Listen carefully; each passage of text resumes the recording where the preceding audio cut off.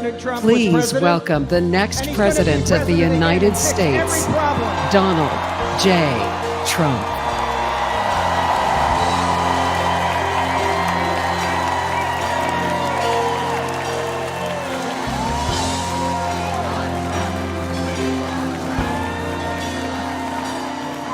If tomorrow all the things were gone, I'd work for all my life, and I had to start again, just my children and my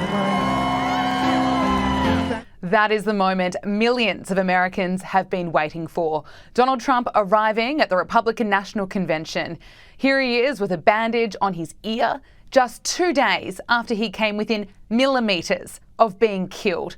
Whether it was God or some kind of miracle, he survived. Is there any doubt who's going to be the next president of the United States? Prayer works. This nation based on faith. Prayer works. What an emotional, powerful and significant moment for his family, his supporters and for America. They can't take that away.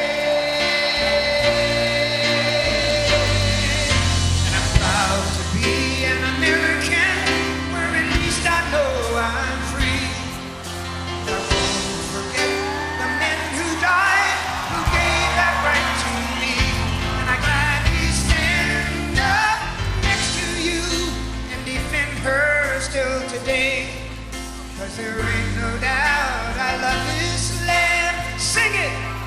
God bless the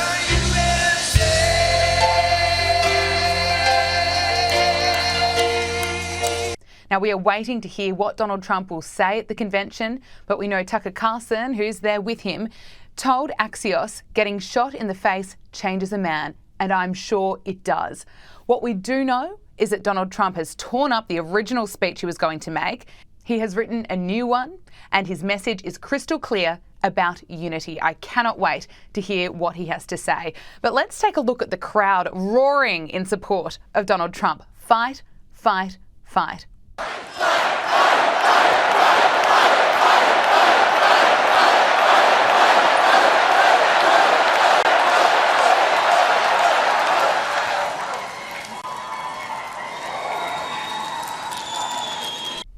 It is just incredible to witness this moment. Here is more coverage of the convention on Sky News Australia. This is an opportunity for the Republican convention to hear from everyday Americans, everyday Trump supporters. But that was an extraordinary reception that the former president received there with his bandaged ear as he sits and listens now to these everyday Republicans. Look, this is the first public appearance for Donald Trump since the assassination attempt, and we weren't necessarily expecting him to be here. They've been teasing all day, maybe he's coming, maybe he's not. And I can tell you, being in the room, you felt him coming in before you saw him because the crowd just went absolutely wild. I'll give you a little glimpse, if I step out of the way, of where Donald Trump is now. So this stadium's full of the real party faithful. These are the ones who prosecute the case for the Republican Party at a state level every day, and Donald Trump is in that box with all his VIPs, and that's a very strong statement. Who's sitting there with him, who gets to shake his hand when he walks in, and of course the most important among those is his new vice presidential pick, J.D. Vance.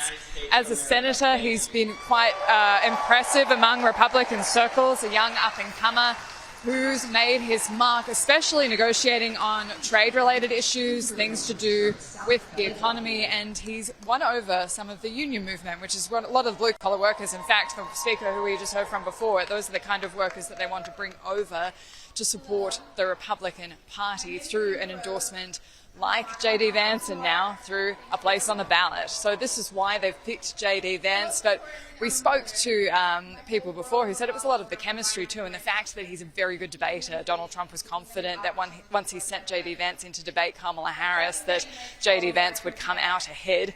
We're told he only found out 20 minutes before the announcement went public, and so J.D. Vance talked to Fox News about what that was like, getting the phone call from Donald Trump asking him to be on the ticket. He just said, look, I think we've got to go save this country. I think you're the guy who can help me in the best way. You can help me govern. You can help me win. You can help me in some of these Midwestern states like Pennsylvania, Michigan, and so forth. And he said rightfully that we have been very, very close for a long time, but especially since I endorsed you in 2022. And I would not have won that race without Donald Trump's endorsement. And the president's trust then and his partnership since then has been something I value a great deal. One of the criticisms that came out immediately from the other side is that they said J.D. Vance used to be a never-Trumper, that he's a never-Trumper at heart.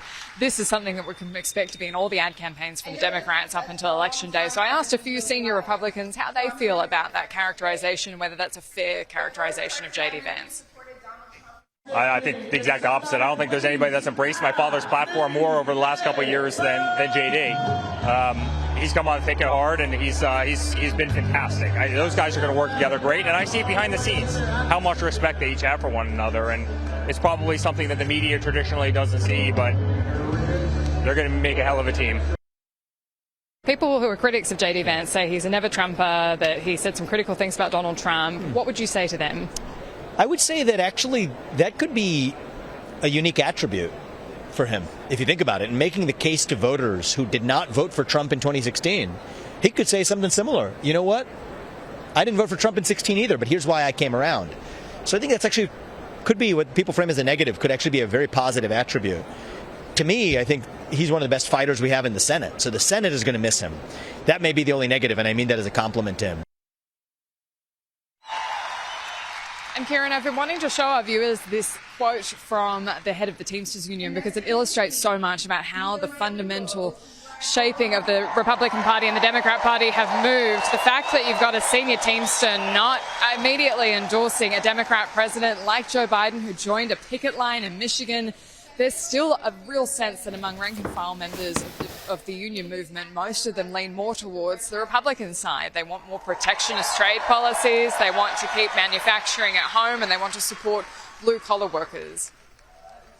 My message is clear. We want to make certain that people understand, whether you're a Democrat, Republican, or Independent, how important it is to respect working-class America, and also, to encourage bipartisan participation on issues that face working people.